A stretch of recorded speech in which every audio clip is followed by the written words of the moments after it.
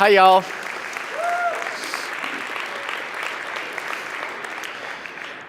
Before I start, just a very quick announcement. If you bought anything at the wonderful PyLadies auction last night, you need to pick it up at registration during the break right now. I've already picked my tie up. Thank you. So, hi, good morning. I'm Jacob Kaplan Moss. I'm one of the contributors to Django, and I'm the director of security at Heroku. And when I say thank you, I really mean it. It's hard for me to overstate just how fantastic it is to be up here speaking to you.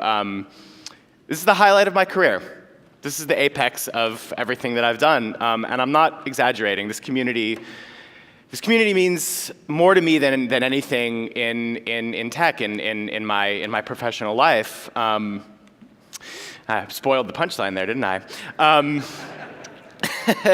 I've been coming here to Pycon for 11 years. This is my 11th Pycon, and this is the 10th anniversary of first getting on stage. I gave my first talk at Pycon in 2005 in Washington, D.C. I gave a talk on AppScript. It was a utility to bridge Apple's Apple scripting framework with Python.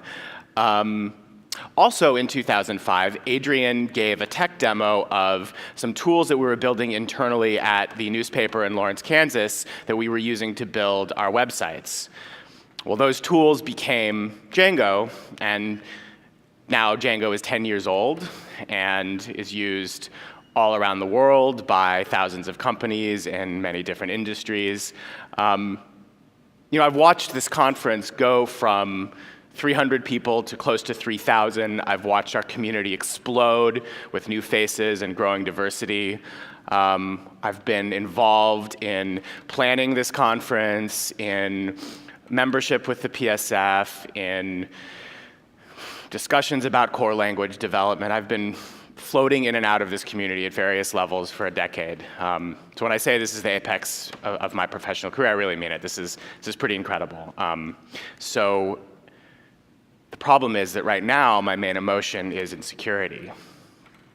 There's a voice in the back of my head that's telling me, you don't deserve to be here. Look at the amazing people you shared this stage with. Who are you? What did you do to get up on stage with them? You don't belong in this company. You don't deserve this success. Jay Smooth calls this voice the little hater.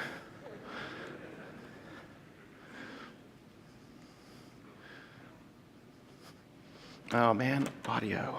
Done a video. Let's try that again.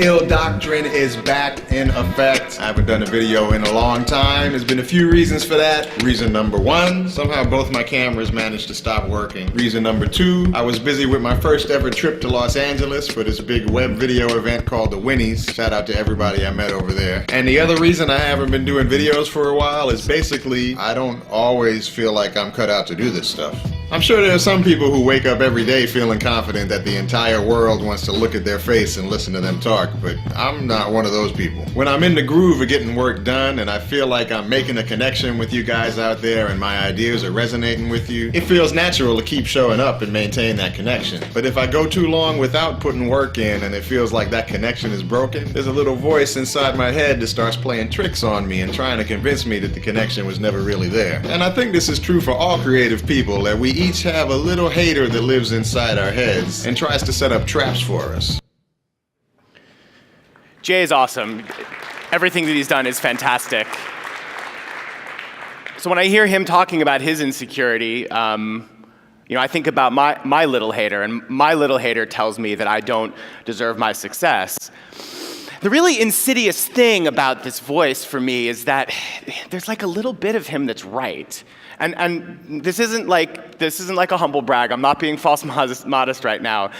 There are things that I've done that I'm incredibly proud of, and there are things that I've been involved in and things that I've led that I feel do qualify me to be up here. But I don't think that they're the things that you're thinking about. You probably think I'm here because I'm the inventor of Django, right? But that's not actually true. If you know a little more about the story, about how Django came to be, maybe you might know me as the co-creator of Django. That's actually not really true either. The fact is that I was hired to work at the newspaper a year after Adrian and Simon invented and co-created Django. So really, I'm the guy who got hired to work on a thing a year after it was already made. But people still assume that I'm somehow, responsible. And people assume that this is because I'm an incredible programmer, that I'm a rock star, a ninja, or whatever it is that recruiters are calling it these days. And people suspect that I'm successful because of my programming skill. And that's not true. I'm at best an average programmer.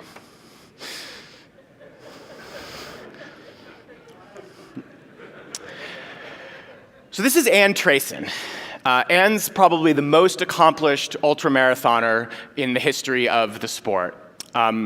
What's ultra running? Well, ultra running is really any distance over a marathon, over 26 miles. Most of these races are on trails. Most of them involve substantial climbing, technical terrain, crossing streams and rivers. Some of the hardest races can take multiple days of continuous running to complete. The common distances in the sport are 50K, 50 miles, and 100 miles. For those who haven't heard of ultra running, I'll give you a quick FAQ. People really run that far? Yes.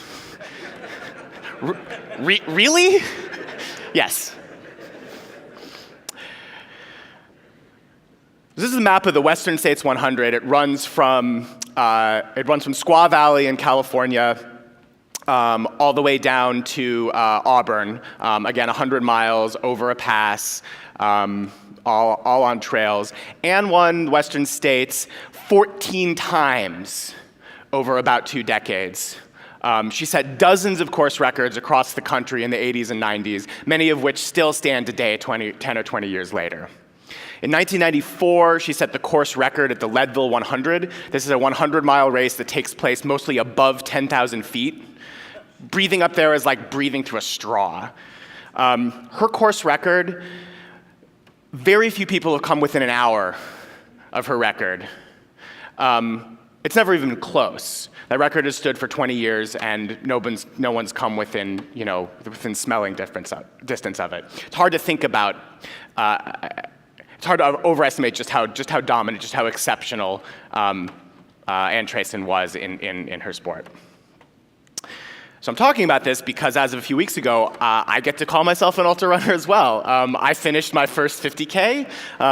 Thank you.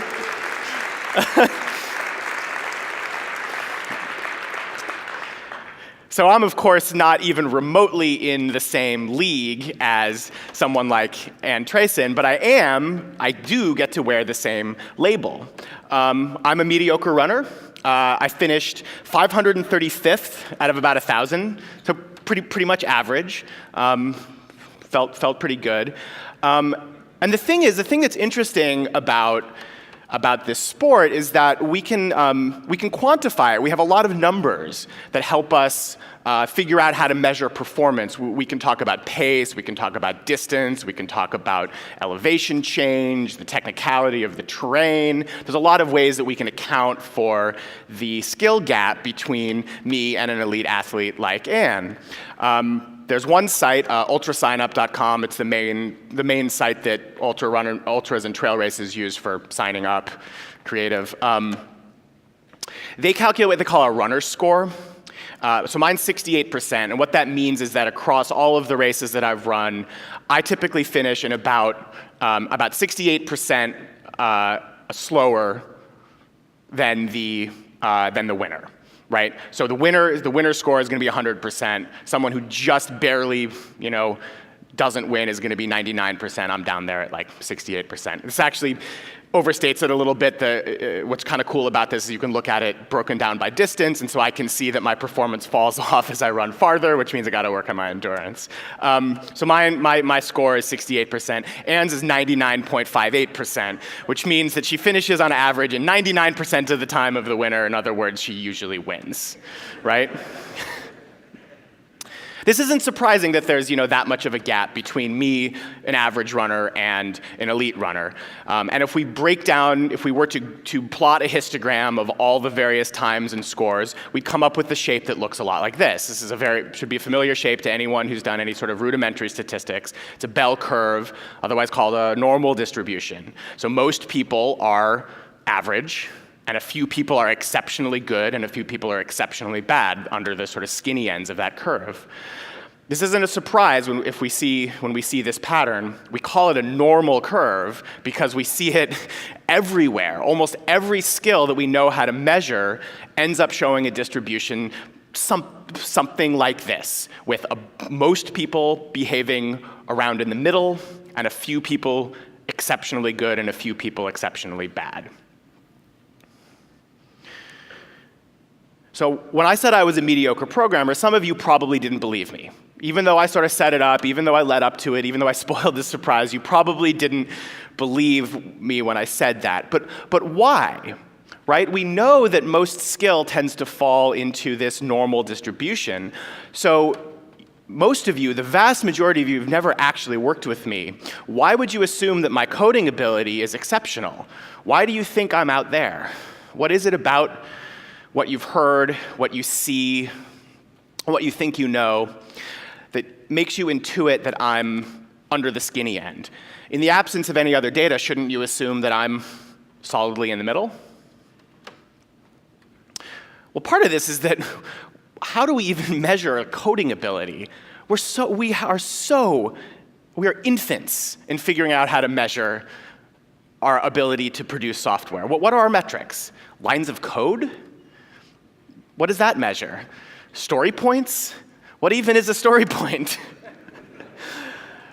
We'd like to think we work in a field that's very logical and analytical and fact-based. But the truth is we don't have any idea how to talk about what we do in any sort of technical or systematic way. So we do what humans do when we don't have data, and we make up stories.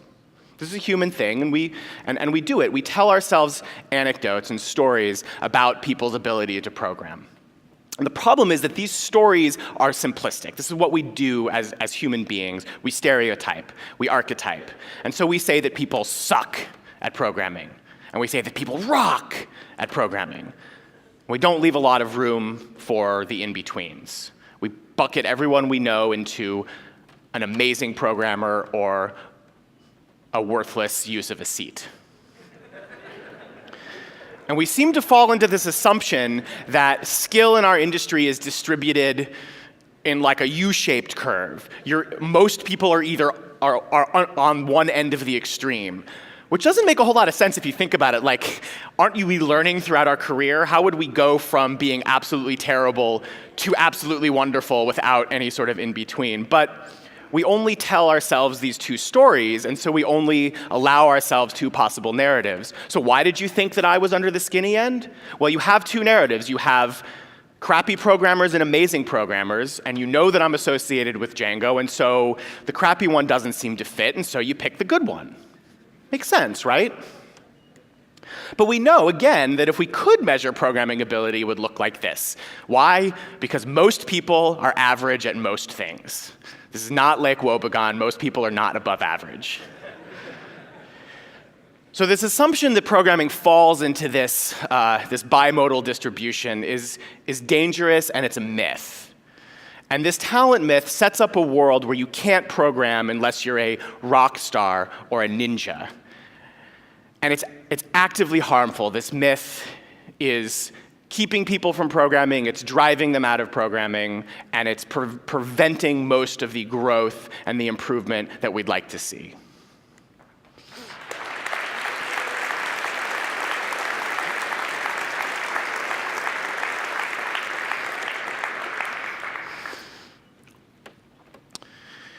So the US Bureau of Labor Statistics estimates that by 2020, there's going to be a 1.5 million job gap.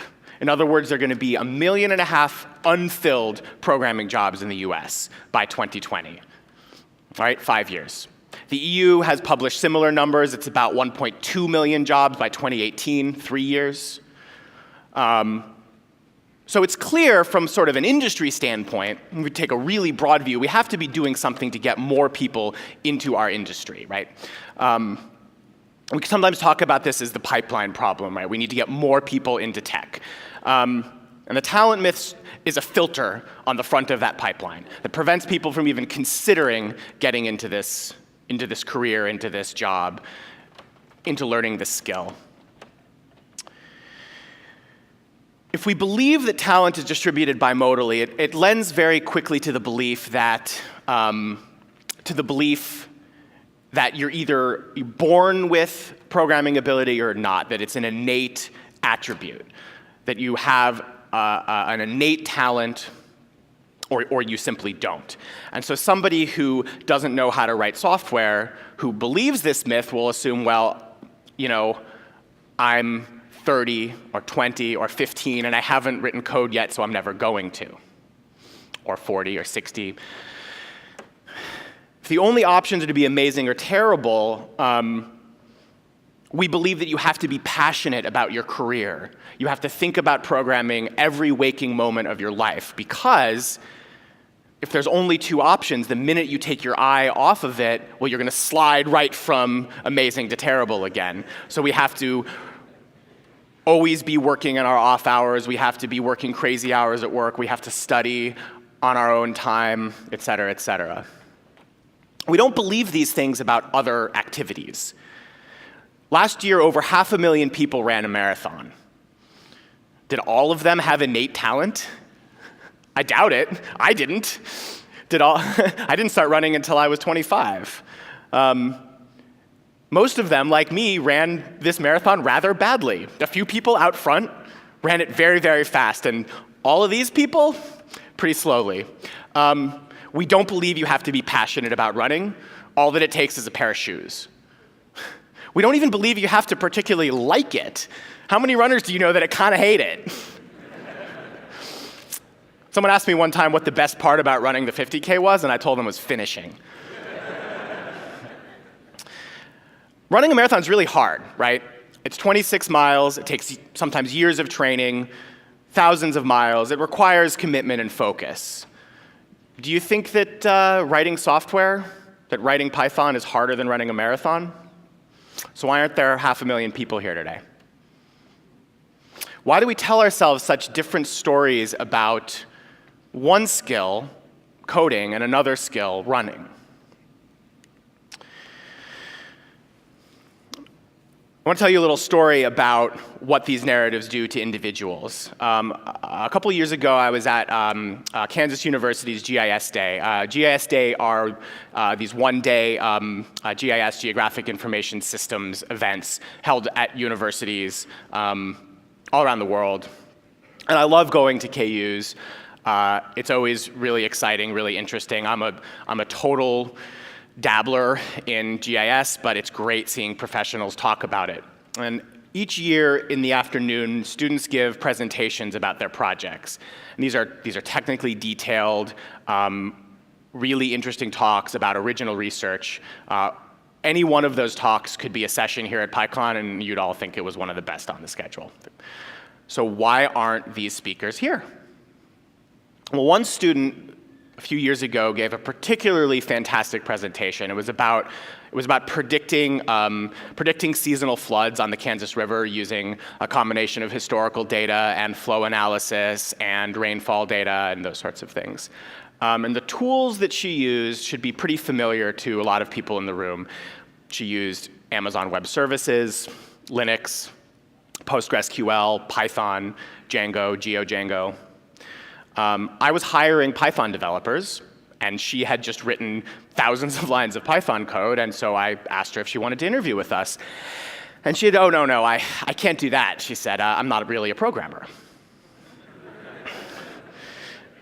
This is a woman who had just invented her own cluster distributed geographic information systems processing data pipeline. But she's not really a programmer. Because programming is something you are in this myth, not something you do.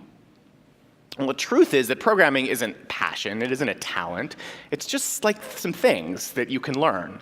It's not even one thing. I've been talking about programming as if it were a single thing, but that's not actually true.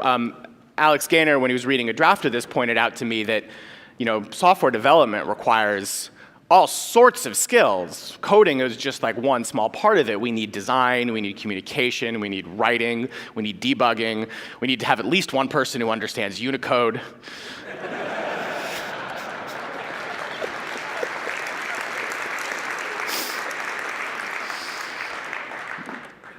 There are multiple independent skills, and when we assume that they're all required to be a programmer, we assume that a person is the minimum of their parts. Sure, you might be able to design well and speak well and write well, and you're a great project manager, but you don't know how a linked list works, so get out of the building.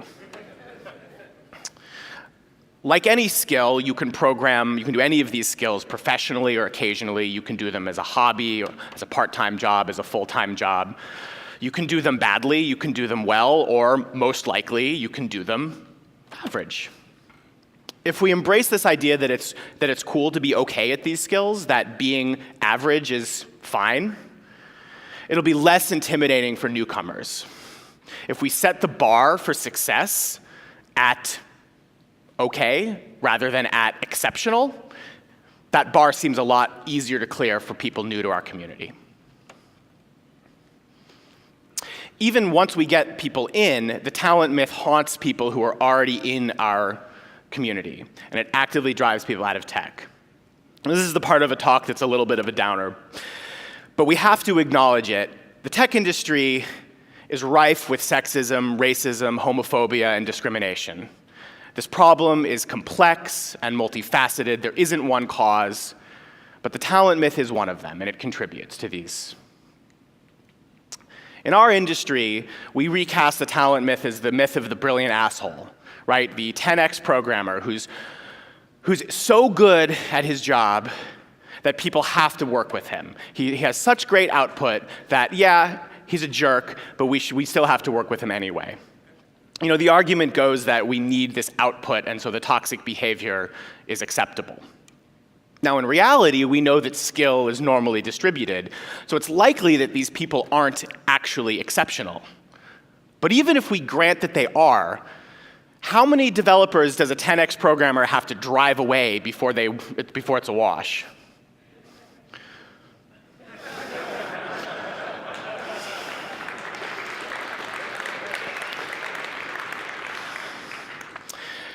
More insidiously, this idea that programmers fall into either sucks or rocks categories gives us dangerous bias. So I want you to answer this question: what does a 10x programmer look like?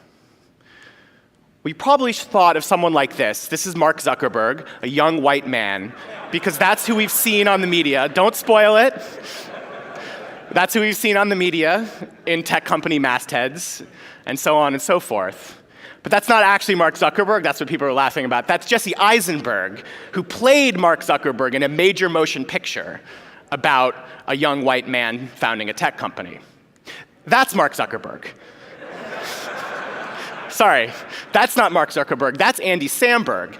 Andy Samberg is an actor on Saturday Night Live who played Jesse Eisenberg playing Mark Zuckerberg.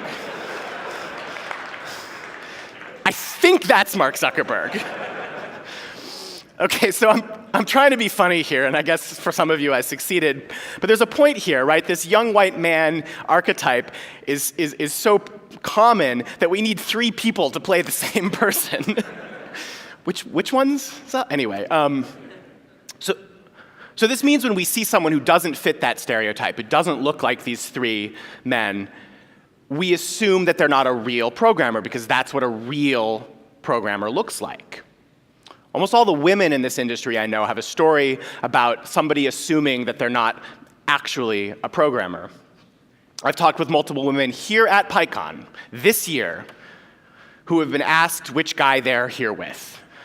The only reason they would come is because their partner, the man, is the programmer. If you're a dude, has anyone ever asked you that? On the other hand, when you saw me get up on stage, I do look like those guys, so you probably assumed I was a real programmer. These sorts of assumptions about what makes a real programmer contribute to the attrition of marginalized people in tech. All these numbers come from NCWIT. I'm going to forget the acronym, so you can Google it. They do a report on the state of women in technology. National Center for Women in Technology, I think that's it. Half of women with CS degrees are not employed in industries using those degrees. 40% of women leave technology within 10 years, compared to 17% of men.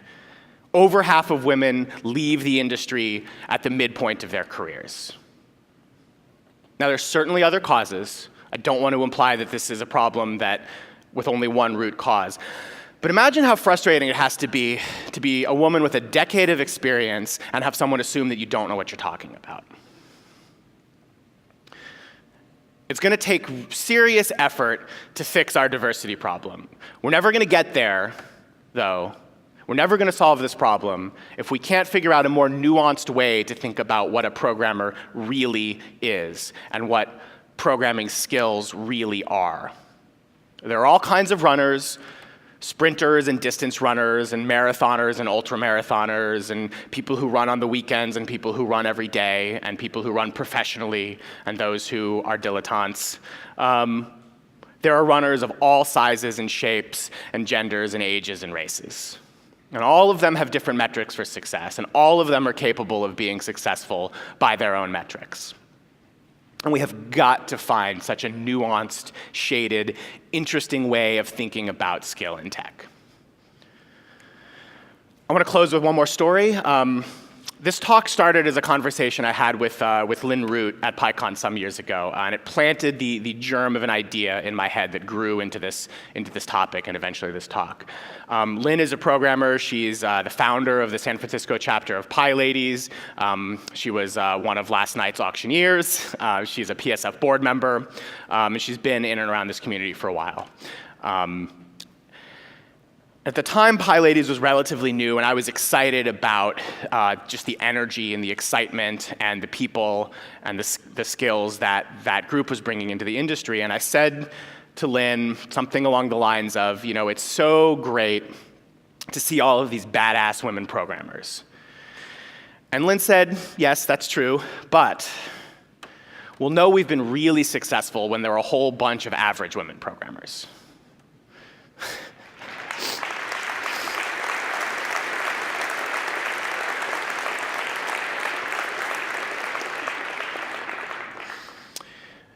The myths we tell ourselves about talent in programming sets an impossibly high bar for entry. The fact that any of us are here at all is kind of shocking, given this myth. We need to dismantle it. We need to build a community where we recognize that average is actually pretty awesome.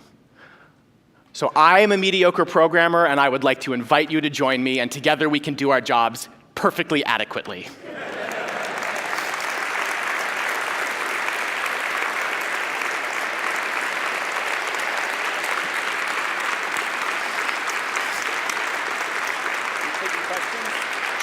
Should I? Okay.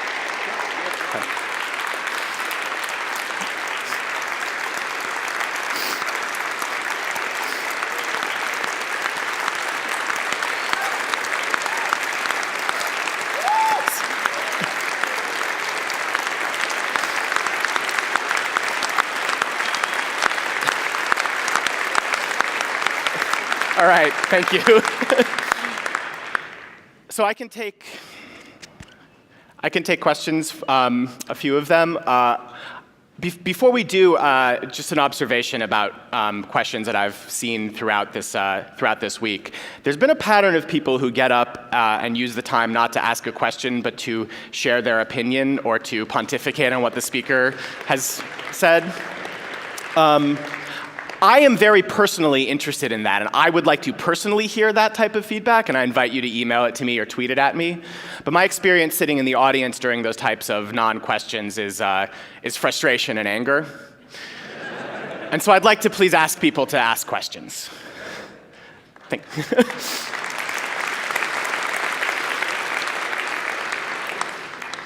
Thank you very much for this amazing talk, and I think it's really helpful. And I would like to get your opinion about another community you are involved in, and that I would like to know if you know some average security expert, and how average people, like if security is also an applicable field for average people, or is that like reserved to Ninja and Rockstar? So if we think we have this problem in the programming community, you don't know the security community.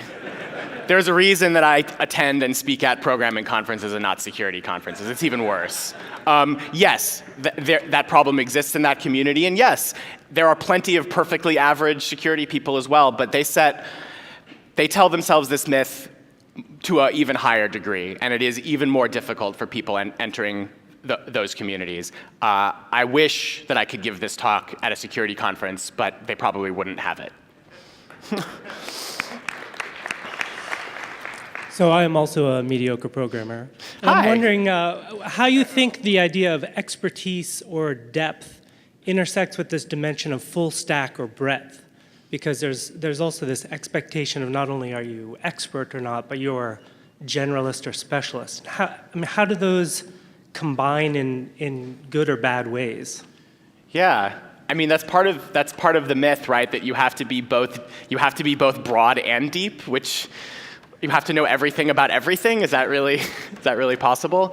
Yeah, I think this is again one of these situations where we need a more nuanced understanding of skill. Some people.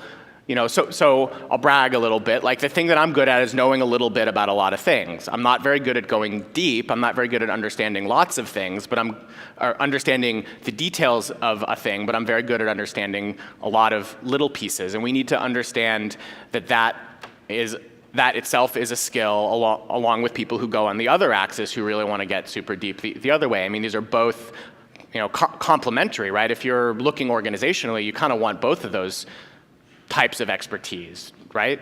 So I think that's part of that myth that we have to somehow impossibly know everything about everything. Hi, thanks for your talk. Obviously, it's something I've put a lot of thought into myself. I'm wondering, people in this room are probably aware of this problem, particularly because the Python community is good about talking about it. But what is it that we can do to help get rid of this myth back at our workplaces so that recruiters and venture capitalists and the people who are actually determining who gets brought into the community, those first threshold are actually going to be aware that this is something that's going on?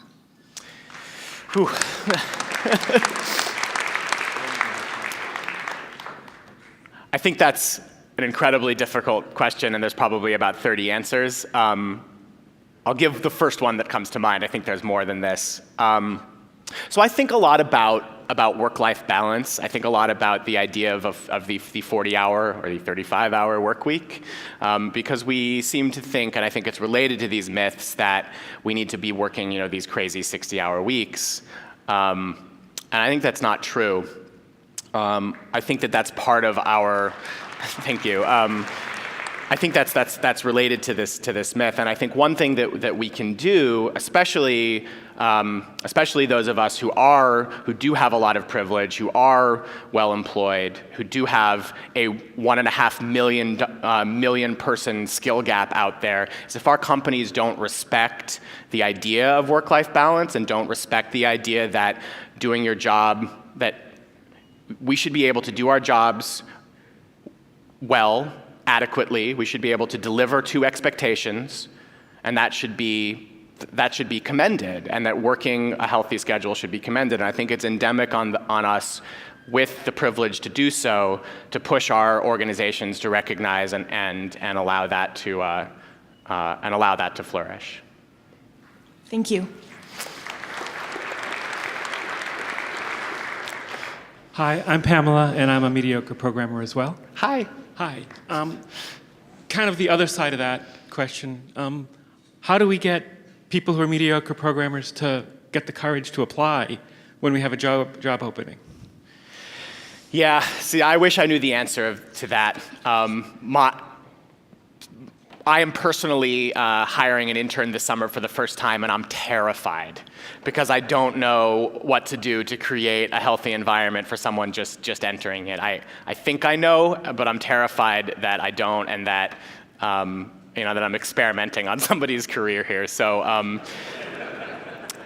if you have suggestions for me, please let me know. Thanks. Can you just let everyone know to go downstairs? It's the job fair right now and poster session. Yes. All right. Thank you all again. Everyone, the next things are downstairs in what was formerly the expo hall. It's now the job fair and the poster session. So thanks again, and have a good rest of your day.